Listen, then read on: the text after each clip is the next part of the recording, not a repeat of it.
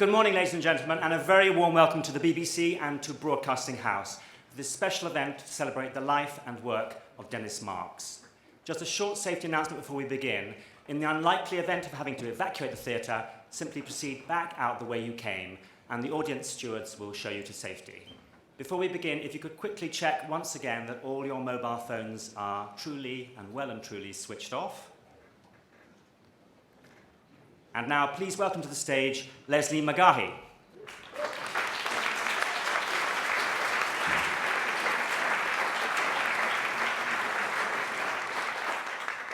Thank you. This looks absolutely wonderful from up here. Full house.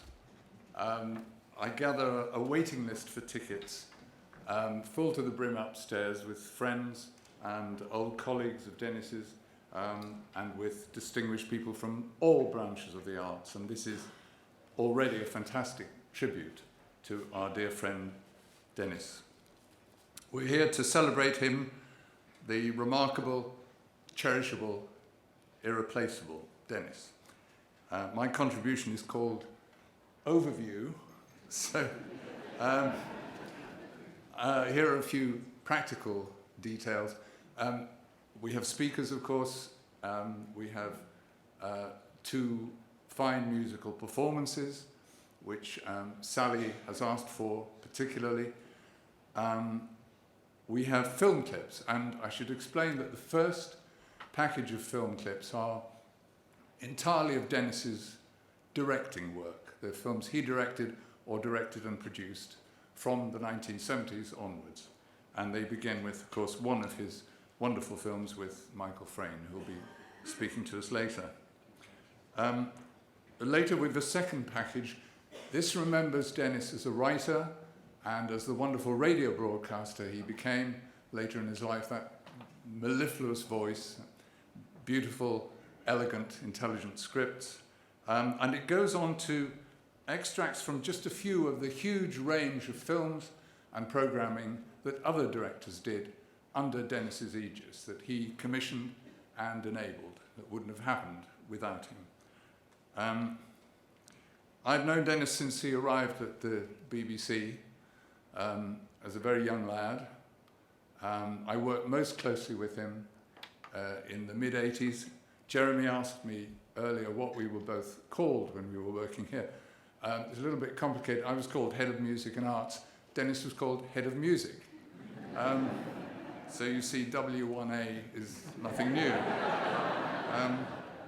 But just to be absolutely clear, he was here for doing that job for pretty much 10 years. So for almost a decade, the entire serious music output of BBC television, and it was huge, both contemporary and classical, was informed by the knowledge, the judgment, and the passion of Dennis Marks. He was wonderfully well served by his talented colleagues and directors and producers, but Dennis Marks was BBC television music. I wanted just a couple of personal notes. It doesn't cover overview at all, but I'm going to slip them in. One of the great gigs I ever had in my life was given to me by Dennis on a plate. He asked me to direct Bartók's Bluebeard's Castle on film. It was a very daring enterprise for the BBC. It was very expensive. It was Dennis's idea to do it. He produced it. He got the money for it. He made it happen. And then it won the Prix Italia, and he said to me, "You go and pick it up. It's your film." Thank you, Dennis. I mentioned his great knowledge in forming music programs. Well, it informed just about every one of us as well. We didn't have the internet then, but we did have Dennis. It was, you remember, it was amazing to hear him take off on the subject. I only once thought I'd caught him out on something he didn't know but should have. And this was just a couple of years ago. We both left the BBC for many years before this. And he was telling me that he was working on the great Austrian Jewish writer, Joseph Roth. He was researching him. And later, in fact, he wrote a book about him. And Lucasta, his publisher, is going to be talking to that later on. So he told me about Joseph Roth, and I said, actually, I hadn't read any Joseph Roth, but by sheer coincidence, a week before, I'd had a novel sent to me by an Austrian TV company to ask if I thought it might make a television drama. And he said, "Oh, that's interesting. Which one was it?" And I said, "It was The Emperor's Tomb." Absolutely blank. And I thought, have I got Dennis this time? I said, "The Emperor's Tomb, Dennis? You don't know it?" He thought for a while, and he brightened up, and he said, "Ah, die Kapuzinergruft."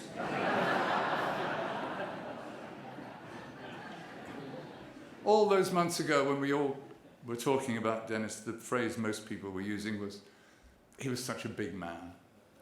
And he was a big man physically, of course, but also one with a powerful convictions, big in intellect, big in editorial judgment, never afraid to act on his convictions, always true to his lights. I miss him more than I could ever have imagined. I'm going to hand over now to Dennis's very first boss at the BBC. In fact, my first boss, and the first ever head of music and arts, by the way, the esteemed Humphrey Burton. Thank you.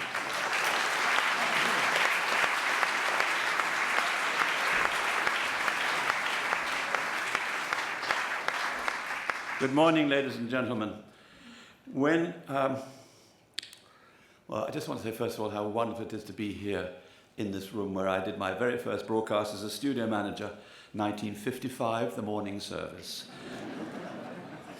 Among the boisterous and bolshy crowd of producers and directors who confronted me at Kensington House when I returned to run the department in 1975, young Dennis Marks stood out as somebody special. He was obviously a genuine creative force. He was only 24, in fact, when he teamed up with Michael Frayn to make that memorable film portrait of Berlin. In those days, Dennis could be maddeningly argumentative. He was not always a model of tact. He sometimes barged about the office or the cutting room like the proverbial bull in a china shop. He was a bit of a barrack room lawyer, too. But he was cheerful, he was gregarious, and he could be wickedly funny.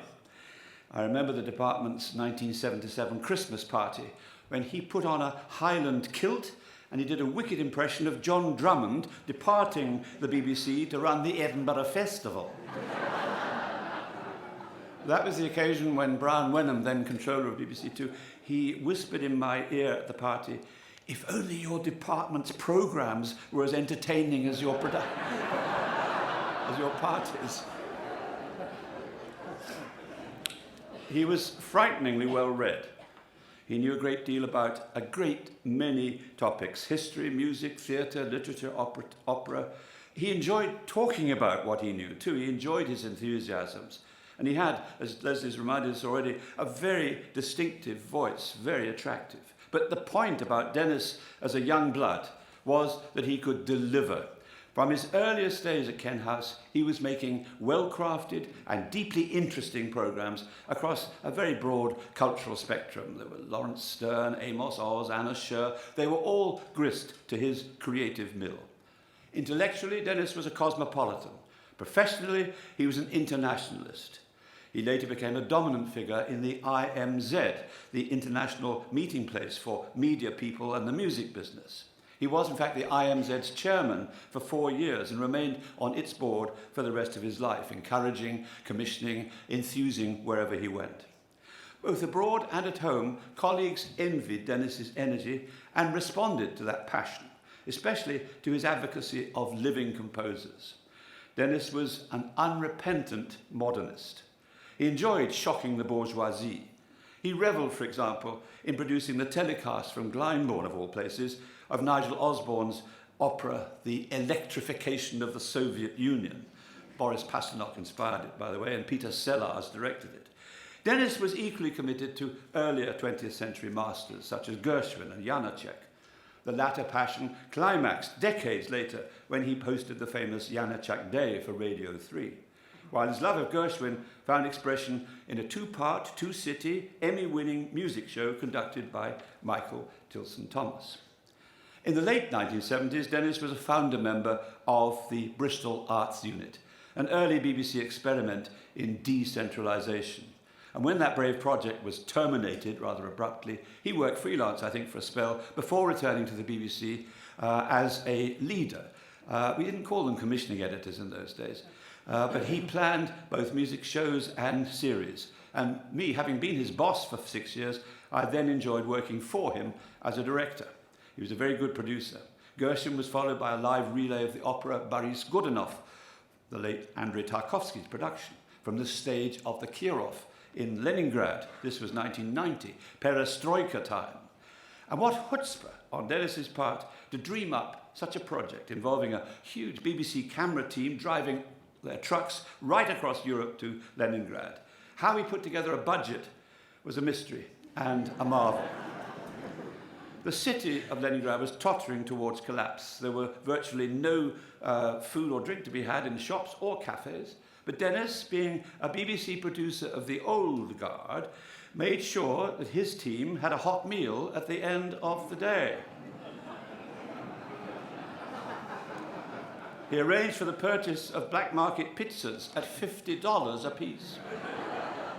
And there he was the next evening, while the opera was being televised back to Great Britain, sitting in a box and filling in the intervals with live interviews, first with his great friend Maestro Valery Gergiev, and then with our own British Boris, Robert Lloyd. His energy was phenomenal.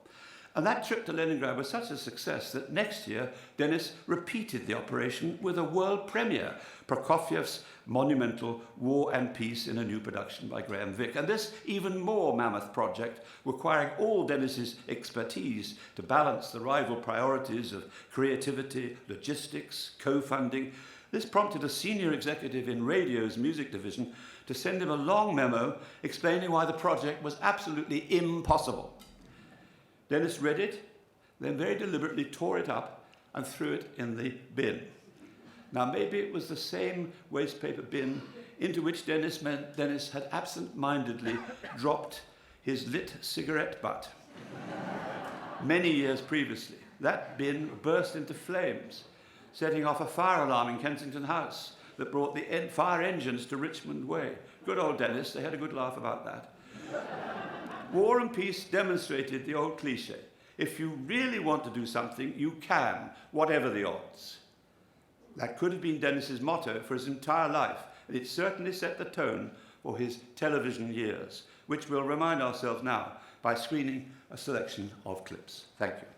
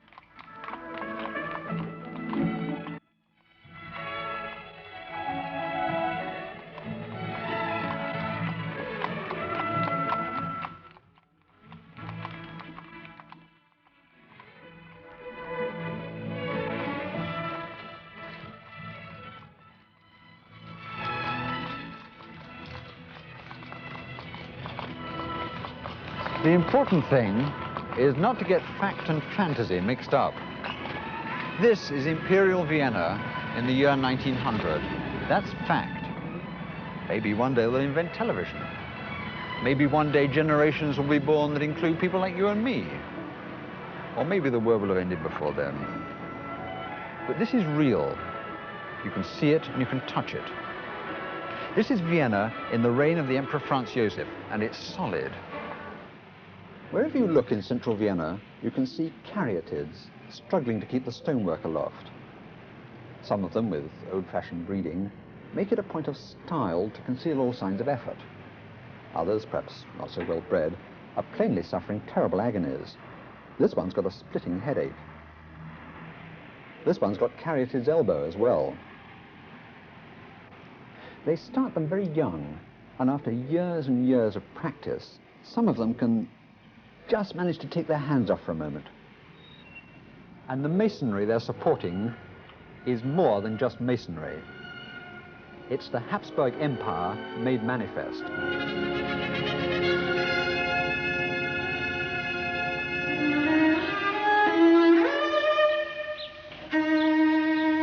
It's a trap, the East End, to be sentimental and full of cosy longing for the good old days. I mean, I may have loved it, written about it with love, but my family remember it with misery. I may be riddled with nostalgia, hoarding the past as though it were food for a time of famine. But not them, not them. Nothing good about the good old days for them. The taxi stopped at the corner of Brick Lane. I got out, and the streets were full of Yidden. It was like Jerusalem.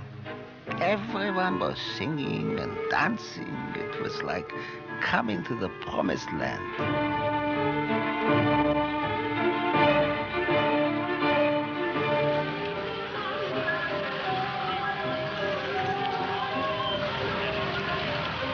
Everything's different. Nothing has changed. This is the Great Mosque on the corner of Fournier Street and Brick Lane in the parish of Spitalfields, Whitechapel, London E1. It's lunchtime. The service in the mosque is over at 10 to 2. Plenty of time to hurry back to the little garment factories of Whitechapel to make shells for coats and suits and jackets that sell to the middleman at £2 a throw.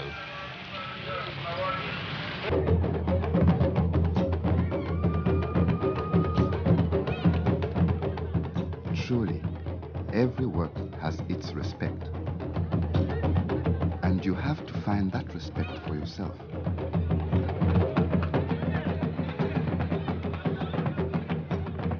In Dagbon here, everybody has got his place. The drummer has got his place, and the chief has his place.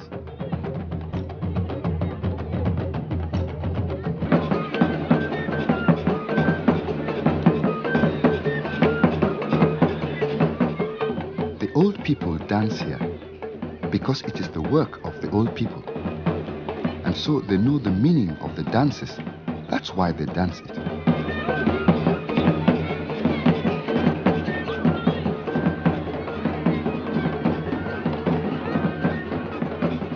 As for the youth, they only know the meaning of the white man's dance.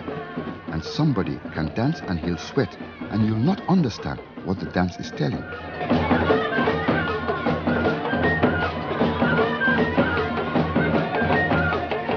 The old people, they dance with seriousness.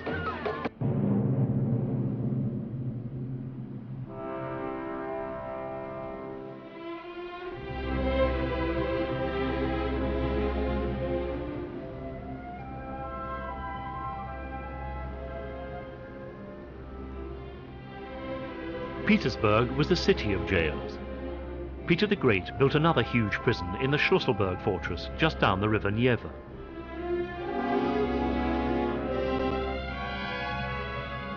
Many of Russia's most influential writers were imprisoned for their political beliefs. Maxim Gorky and Fyodor Dostoevsky both ended up in the Peter and Paul, where Dostoevsky was sentenced to death. He wrote to his brother, "Today we were driven to Semyonovsky Square. There the death sentence was read out, and we were given the cross to kiss. We were placed by the posts for the execution of the sentence. I realized how I love you, dear brother."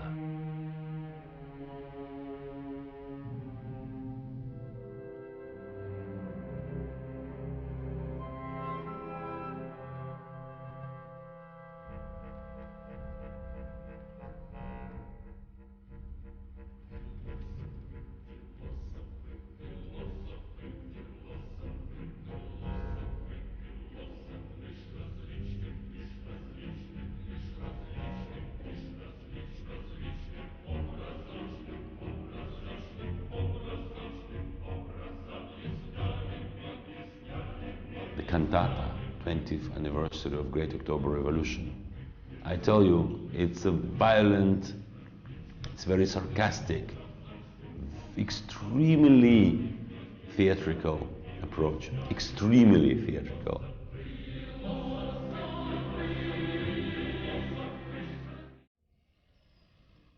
Hukvaldi lies at the foot of a wooded hill, and Janacek rebuilt a house here. It sits in a landscape very much like the one where the gypsy lies in wait for her farmer lover in the third song of the diary.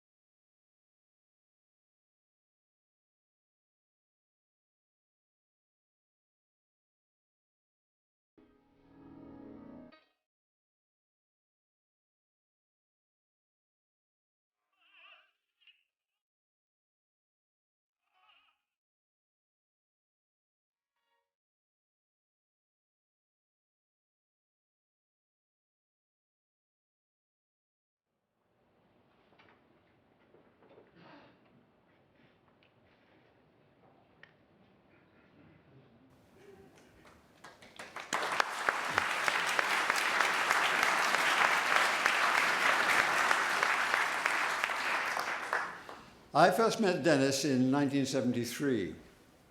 I got a call from the BBC to say that they had a young aspirant director who wanted to make a film about Lawrence Stern. And he thought I might, like him, be an admirer, and he thought I might like to write and present the film. So we met. I was already middle-aged. Dennis was 24. What was he like? He was very large. He was very clumsy. He had a huge, full beard, like an Old Testament prophet. He was full of flattery and rudeness, enthusiasm and energy, and he was very, very clever. We got on like a house on fire. In fact, we got on like two houses on fire, throwing petrol on each other's flames. I think that was Dennis's first film, and I couldn't know that that short film was the beginning of a collaboration that was going to go on for 23 years and lead to 7 full-length films together, and to a friendship that would last until Dennis's death.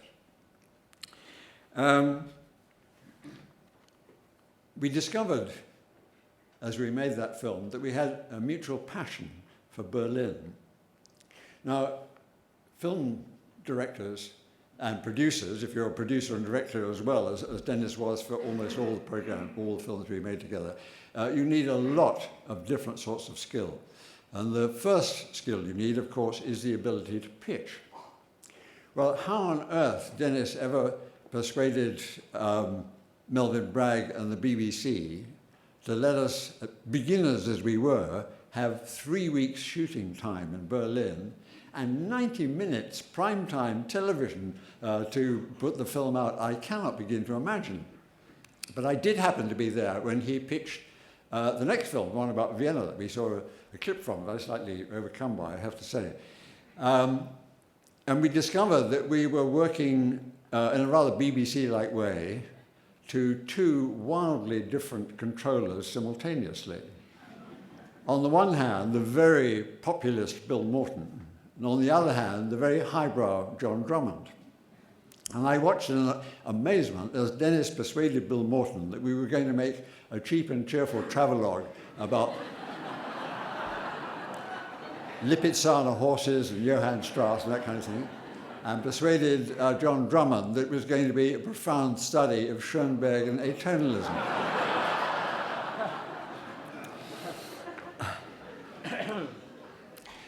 He was just as deft in his handling of me as we worked on the script. Always thinking of ingenious ways of putting my half ideas, beginnings of ideas, maybe getting them into a form that was visual and filmable. And he was brilliant afterwards in the cutting room, particularly cutting to music. And it was making the Vienna film that first introduced me seriously to Mahler and gave me a lifelong love of it. And in between, he was terrific on location. It's a great test of character directing something on location. The weather and the circumstances are always endlessly and unpredictably changing. And Dennis was wonderfully crisp and authoritative, and he always had a very clear idea of what he wanted. But he was also able to adapt and improvise as the circumstances changed. And all the while, you know, the meter is ticking, like the meter on some enormous taxi. And Dennis could do it. He also was immensely patient with all my many fluffs and forgettings. I don't know how he managed it, because tact was not really Dennis's long suit. And in fact, on every project we did, at some point we had a major row. But he always made it fun, and we always laughed a lot together. So we did Berlin, we did Vienna, we did a film about the suburbs of London in which I grew up. We did Australia, Jerusalem, we did Prague and Budapest. And whenever I think about those places, there is Dennis in the foreground, being brilliantly in command, and looking as the years went by, and his beard was more and more tactfully trimmed, more and more distinguished. And as his age got tactfully closer to mine, heartbreaking that he never quite caught up.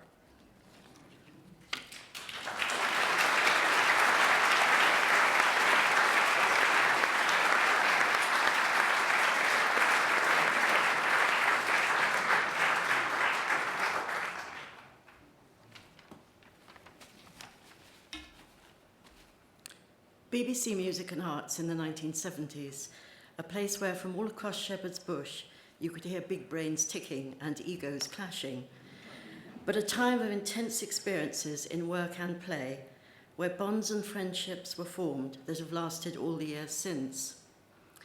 I wrote to Dennis when I heard he was ill and described our friendship in, I know, somewhat cliched but nevertheless heartfelt terms. Meeting and talking to him was like putting on that worn leather glove. He wrapped you in his warmth, he was caring, he could of course be totally infuriating, but he also had the gift of delicacy and understanding to his friends that was sustaining, especially in times of stress. Daily phone calls from his house in Puglia while I was going through a difficult time, just to check I was okay. That's one of the many instances I remember with love and gratitude. His hospitality and cooking were legendary, when we shared a love of Middle Eastern food, and actually something of a competition went on. But I remember the evening I had to admit defeat. Dennis and Sally asked me to dinner. Dennis had cooked a huge meal of dishes from recipes in Claudio Rodin's cookbooks. Now, it happened that Claudia Rodin herself was a guest at the table, invited by Dennis and Sally. I mean, that took balls, and naturally the food was delicious, and as I say, I threw in the towel. Dennis had important relationships in his life, and his children, Gabby and Ben, by his first marriage to Debbie, were his joy. Some 25 years ago, he met Sally Groves. She became his great love. It was totally a marriage of true minds. Sally gave him the love and support and security that so grounded him at just the right time in his life, and I believe that he gave all of that back to her. As an executive, Dennis was constructive and supportive. He wanted the best for his directors. He had no malice in him. He certainly didn't put his own persona above the subjects of his or their films. The young directors who worked for him all agree on this. Here was a producer who, within the parameters of the brief, allowed them to express themselves in their own way. And on the occasions when they clashed with Dennis, and he felt afterwards he may have been wrong, he was never afraid to apologize and step back. He may have occasionally trodden on their sensibilities, but never on their dreams. Dennis was a vocal advocate for the survival of public service broadcasting. And do you know, this organization could do little better than to take his convictions and his career as a blueprint for future executives. For Dennis knew his stuff. He didn't need committees of the nervous to tell him what to think. He believed passionately in his subjects, and he had total faith that the audience could cope with the varying complexities of our programs. And when Dennis Marks, the BBC executive, went to a first night, a book launch, an exhibition, the premiere of a new work, the great and the good of the arts world knew exactly who he was and what he believed in. Today we are celebrating Dennis's life, and so we should. But I would give anything this moment to be sitting in that slightly shabby restaurant in the Uxbridge Road where we used to meet, probably getting over the pain in my foot or a bruised shoulder from his enthusiastic welcome, but drinking a good wine he had chosen, hearing that wonderful voice, arguing, laughing, debating, certainly gossiping, but totally enjoying. Dennis Marks was our colleague, our collaborator, our friend. He was a dear man, a good man. He was a fine man.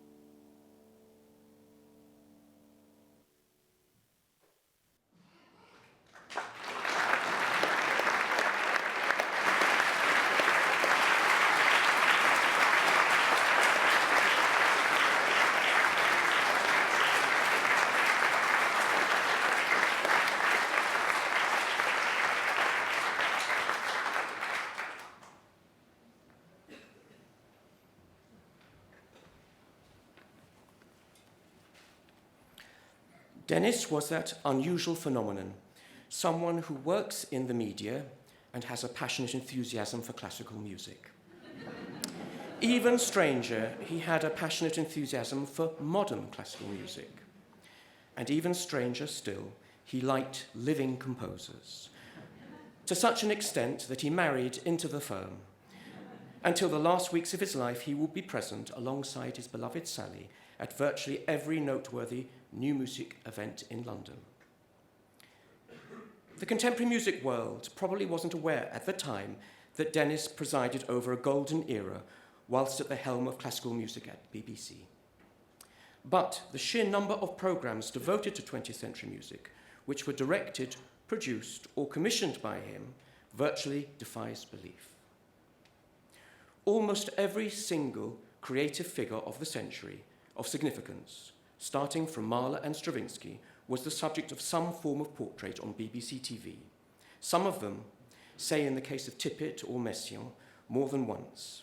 Furthermore, there were over 24 programs devoted to living figures, half of them from the UK, and the rest from as far afield as Argentina and Greece, the Soviet Union and America. The oldest of these composers were in their 80s and 90s, and the youngest, and there were several, in their 20s. And this does not include documentaries dedicated to earlier composers and the numerous operas and concerts broadcast on TV, nor the wide coverage of the proms on BBC One and Two, nor the stimulating thematic series Dennis fostered with figures like Simon Rattle or Michael Tilson-Thomas. Barry Gavin was probably the most prolific director at work in this field during the Marx regime. He recalls Dennis's limitless curiosity and energy and his hunger to take risks. But there was considerable artistic sensitivity as well. Barry remembers taking the first cut of his extraordinary Takemitsu portrait into the office to show Dennis, then acting as the film's executive producer. Expecting to have to defend the film's exceptionally slow pace as being at one with the tempo of the Japanese composer's music, he was astounded by Dennis's only criticism, that the first half wasn't slow enough, and that he should pursue his concept even more radically. Viewed with hindsight, it now seems almost an aberration that someone with such a vast commitment to new music could wield so much influence in the TV world, though this unparalleled period of broadcasting wasn't uniquely due to Dennis's imagination and determination. He enhanced a practice whose roots went back decades into the very foundation of the BBC, and his work was widely fostered and encouraged by his contemporaries and bosses.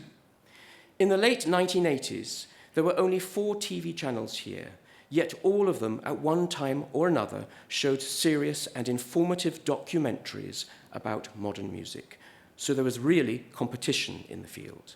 The South Bank show periodically commissioned ambitious tributes to the great composers of the age. And I remember how the new kid on the block, Channel 4, broadcast many programs on new music in its first decade, including a fascinating series devoted to Birtwistle. But the BBC was unquestionably the linchpin, and the numerous wonderful documentaries I watched on the Beeb when young instilled in me the idea that living musical creators played a role in general and not only musical culture, and that their works were not only the province of those already devoted to the art form. Now we have hundreds of channels over the airwaves and online. Yet paradoxically, almost the only hope for such programs in English lies with the corporation which resides in this building. The BBC has been and remains the greatest musical patron this country has ever known, but the particular strand of program making to which Dennis was so devoted is virtually no more. All of us here today will deeply miss Dennis, but his composing friends have been missing him already for many years.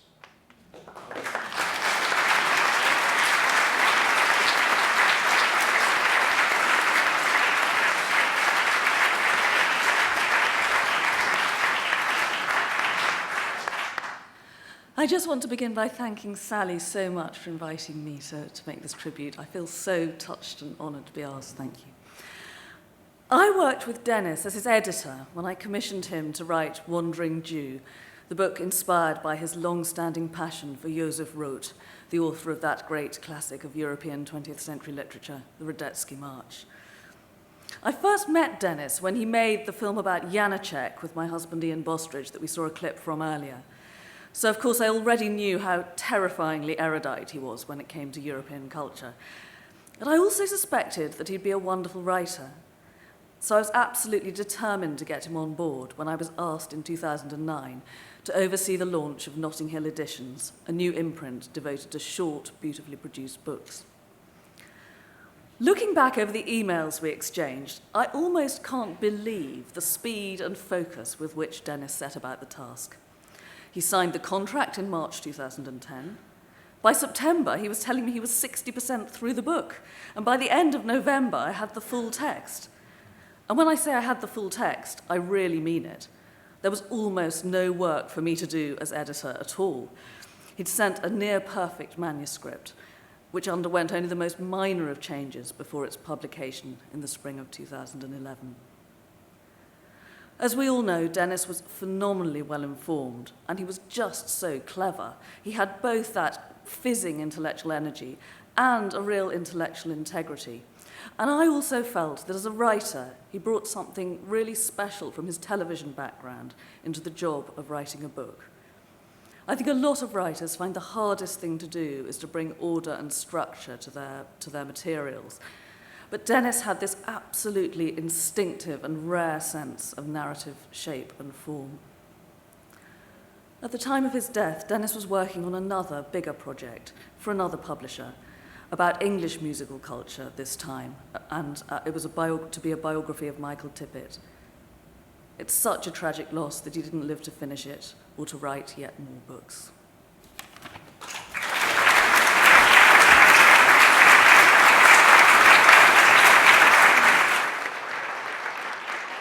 Sometimes he claimed that his mother's husband was not his father and that he was of noble descent, the natural son of a Polish count. Alternatively, he was the son of a painter or an officer with a girl in every garrison. He often signed himself Josef Roth, former lieutenant in the 24th Lancers of the Imperial Royal Army. He insisted that when Franz Josef was buried, he had been part of the military escort. He spoke of being captured and transported to the Eastern Front in the Great War and of serving time as a prisoner of war in Siberia.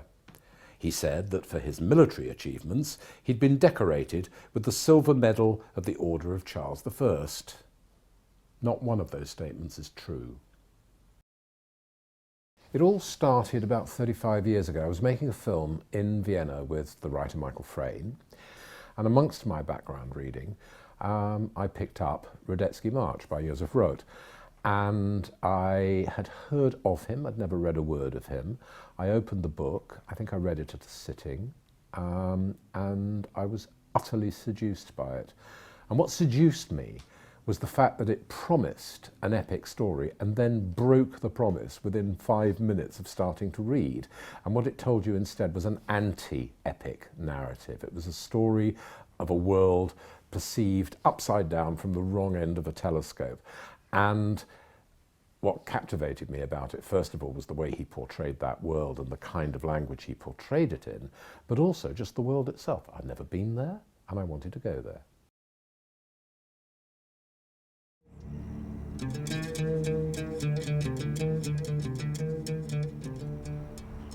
How do I tell the story of Sepharad? How do I unlock the secrets of a people displaced not once, but a dozen times from one end of the Mediterranean to the other? How do I trace the history of the Jews of Spain when there's scarcely a single indigenous Spanish Jew with a family tree longer than a couple of generations? I've heard the ancient Castilian tongue of Jewish Spain spoken, sung and chanted, but in Turkey and Bosnia, not in Spain. I've eaten spicy aubergines and pastries dripping with honey and cumin, prepared to ancient recipes, not in Andalusia, but in Hampstead and Haifa. Sometimes the story of Sepharad emerges in old prints and yellowing newspapers, wearing the traditional clothes of Sofia and Rhodes. From time to time, you can hear it in the florid melodies of Smyrna and Sarajevo. But mostly, it's clouded and obscure, a tale of perpetual displacement, of shifting traditions and changing shapes.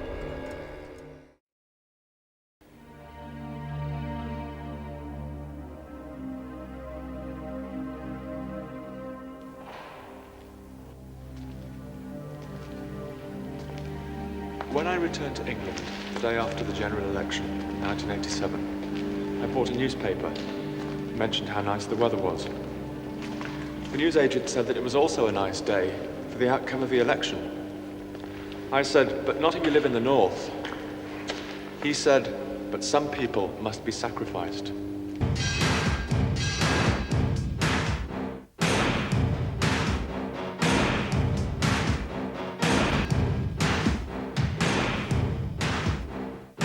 Madam President, all elections matter.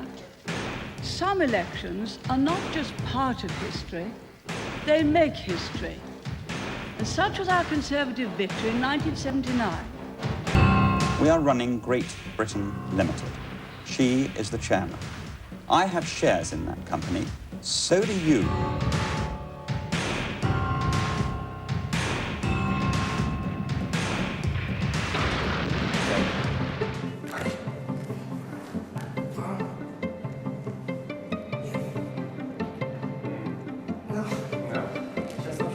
Chris is used to walking into a studio without a story and working in collaboration with the dancers to produce the steps. But the dancers here work differently. Usually, they learn existing choreography, so they're not used to providing creative input. Does this feel like it's gonna work? It's rolling? Chris doesn't speak any Russian, and so communication is already proving to be a problem. And even the title Chris has chosen for his ballet doesn't seem to translate. Oh, thank you. Yes. Question about the title. Yes. They all asking. Because the title you suggested. Yes. Which is... To sleep, perchance to dream. It's a line from Hamlet. Okay. A very famous one. I guess in English it connects with Hamlet. Yeah, Does it's it? like the most famous line in the play. Because and no one knows that it's from Hamlet in Russian. Yeah, nobody. And we did have many, many titles with dreams and sleeping, and that's sort of a cliche title, I think. in We won't Russia. tell Mr. Shakespeare that he's a cliche.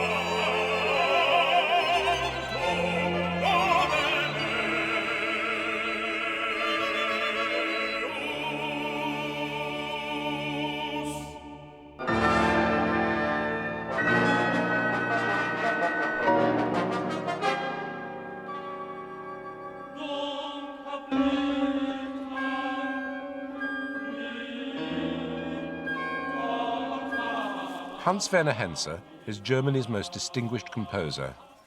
He was born in Westphalia, just like Voltaire's Candide. But for 40 years, he's lived here, outside Rome. In this film, he speaks of the great events he's witnessed and the values he holds dear. Essentially, he is always going to be an outsider. As a gay man, as a liberal growing up in the Third Reich, as a person who always seems to be somehow not a refugee, but always somewhere else.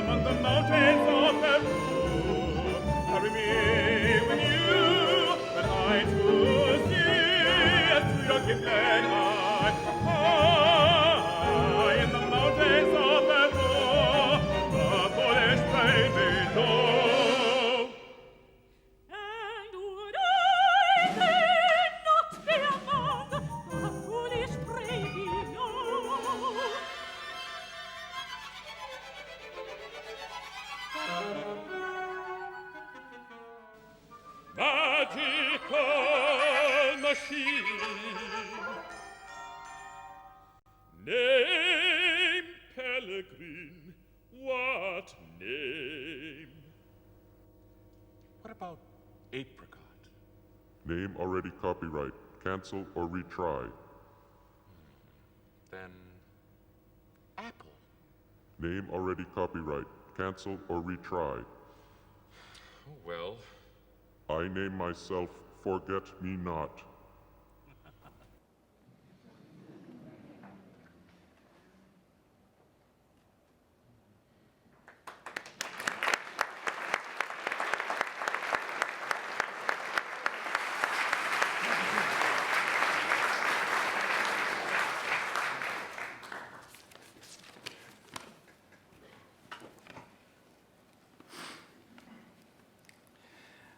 Sally, Dennis's family, friends, colleagues, what's left to say? I knew Dennis as a maker of TV films and documentaries at Kensington House. I saw his programs about music, musicians, and the great cities of Europe. I knew Dennis as General Director of English National Opera. I saw his ambitious productions of extraordinary works that he regarded as his signature, such as Soldaten. I knew Dennis as he tussled with and alongside the ENO board through difficult times. I saw him as he fought the Arts Council for funding for the survival of his artistic dream. I knew Dennis when he recorded the extraordinary return to his native Moscow of Vladimir Horowitz. I saw him as he meticulously pieced together the live, the documentary, the recorded elements of that final program. I knew Dennis when we worked together in Brno, though he could never pronounce the name, on an extended Radio 3 program on Janacek's life and music. I saw the extent of his knowledge, his scholarship, his love for the composer. I knew Dennis as a fine cook and generous and inclusive host. I saw the way that friends gathered and warmed to his wit and warmth and humour. I knew that Dennis loved Sally with an all-embracing and abiding love. I saw how he protected and relied on her. I knew Dennis as he agonized over whether he could stay the course at the Riven ENO. And I saw him when the costs of staying proved too high for a man of personal pride. I knew Dennis as he reshaped his career as the warmest of radio guides. I heard the quiet depth of his responses to places, cultures, and peoples. I knew Dennis could write beautifully, but I saw how good he was when I read his book on Josef Roth. I knew Dennis as a formidable, fearless critic and advocate of causes that mattered to him. I saw him as he faced down critics or opponents, no matter what the cost to himself. I knew Dennis as a man of wit, humour, and the sardonic riposte, and I saw him in his times of turbulence and personal torment. I knew Dennis as the best exemplar of the finest values of the BBC, and I saw his distress when he judged the BBC was not living up to its own principles. I knew Dennis was mortally ill. I did not see him in his days of suffering. So, Dennis, a friend, a host, a heart, a mind, a spirit, a man, an example. Too short, of course, far too short. Enough? Not really, but a lot. Oh yes. Dennis, thank you.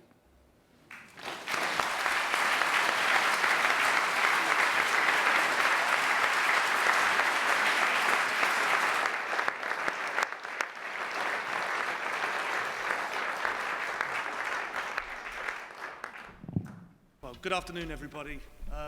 I'd firstly like to say what an honour it is to have been invited to perform this afternoon. When Sally and I began conversations about what we thought would be appropriate to play, it soon became apparent that the most apt tribute would be to write a brand new piece, especially for the occasion. And so what you're going to hear next is a world premiere, no less. And you're going to hear Joe Petit on the bass and Marcus Tilt on the piano, and this is Remembering Dennis.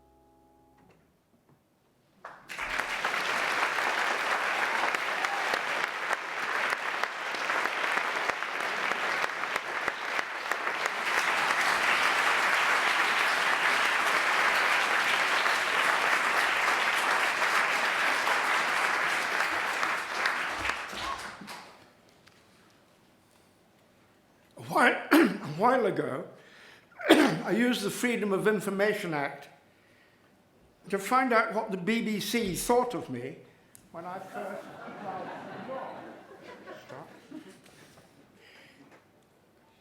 The report on me began, small, dark Glaswegian Jew. Well, I'm proud to be Jewish and Glaswegian. Dark was perhaps a compliment on my then pitch-black hair, but small, surely not. I wondered the other day what they wrote about Dennis a decade and more later. A largish man, as has been said, who cut a grand figure. They could never have called him small. I looked up to him at once, literally.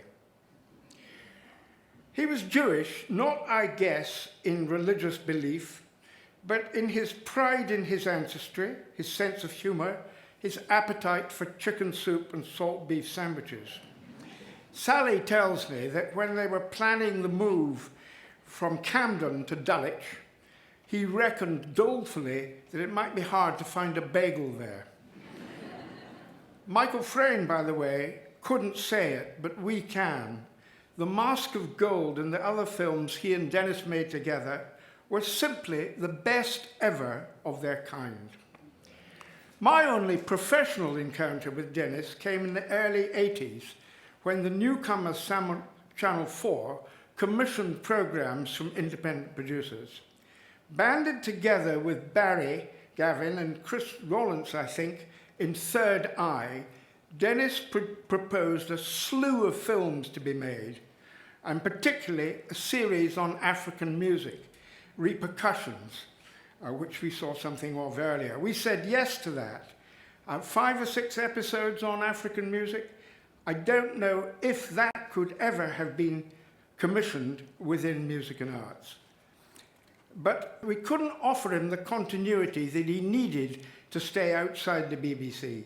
So back he went and was promoted. I was grateful to Dennis for what he gave us at Channel 4, and I admired his courage in taking the risks to his career that this may have incurred. Some people stayed put, Dennis didn't. Later, more daringly still, he left the BBC again to direct English National Opera at the Coliseum. For some reason that escapes me, the word then was that television equipped one to run an opera house.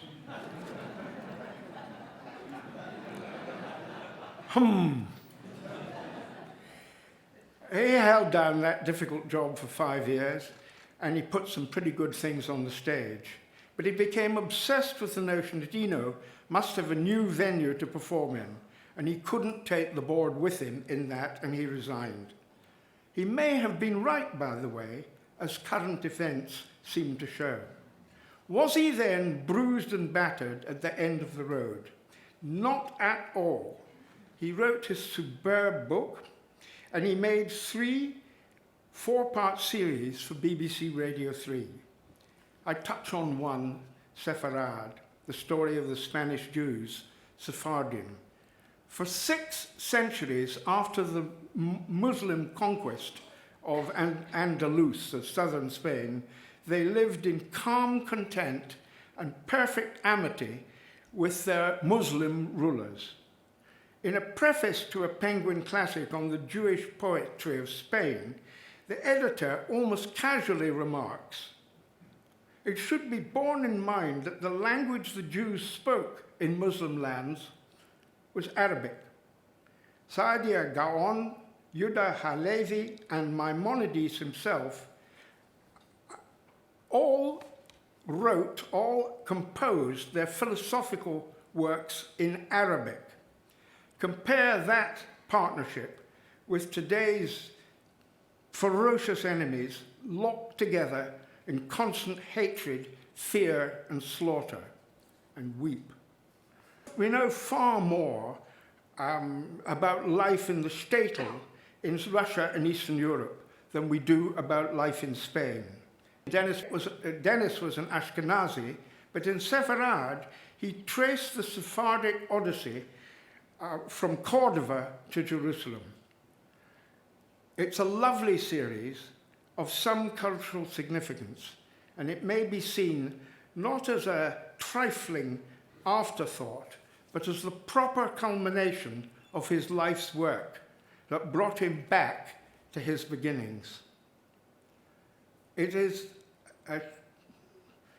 terrible that he should have died so young. Which of us can guess what he might have achieved if he'd lived? He achieved enough in his lifetime. And I have to say that what we've seen today is the best recommendation for the BBC I've seen for a very long time. I looked up at Dennis on first sight. Dennis, you enriched our lives. Thanks for that. Here's looking up at you, kid.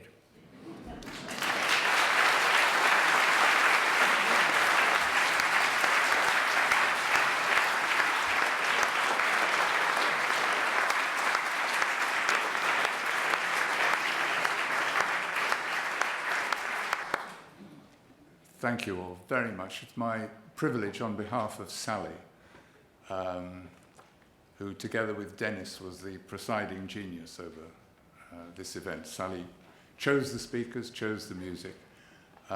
All of it was beautifully done, very moving and very funny. We knew that it would be a sad occasion in spite of Sally's insistence that it was also a celebration. So with some apologies to dear Dennis, we're going to end it with something a little bit daft, but we hope you enjoy it. Humphrey mentioned the famous music and arts Christmas pantomimes. Dennis did appear, yes, at these pantomimes, and this is a little clip of him before we go out to the media cafe where we'll have drinks and something to eat. A little clip of Dennis, as usual, bemoaning the fact that he didn't have enough money to make his music programs, and blaming everyone around him, and moaning about having to go out and get co-production money. Thank you very, very much, all of you, and ladies and gentlemen, I give you our dear Dennis.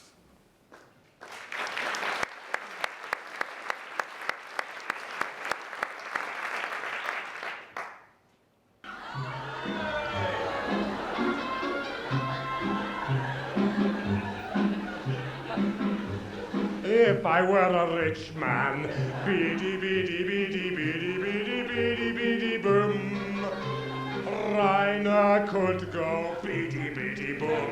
If I were a wealthy man, no more co-productions, biddy biddy biddy biddy biddy biddy biddy boom. Tom and Kelvin smiling all the time, no more budgets, just this side of crime. Oh, call me mad, but even music producers could have a stereo of their own. And if they're lucky, maybe some speakers too.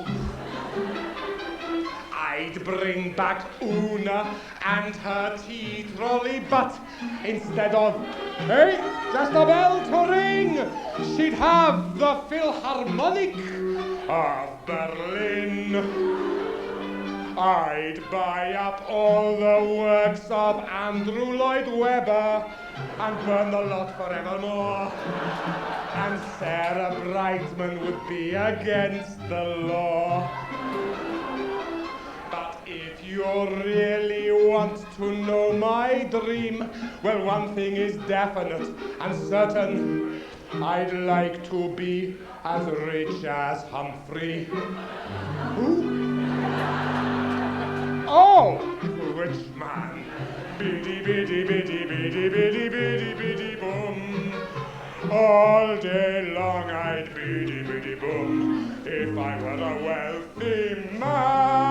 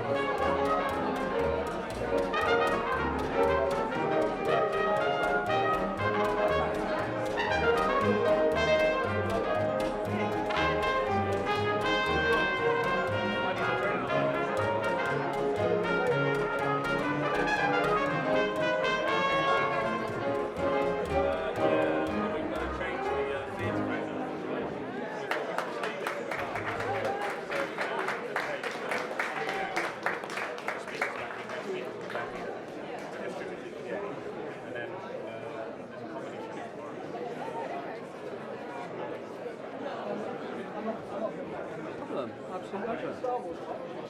It's very nice event.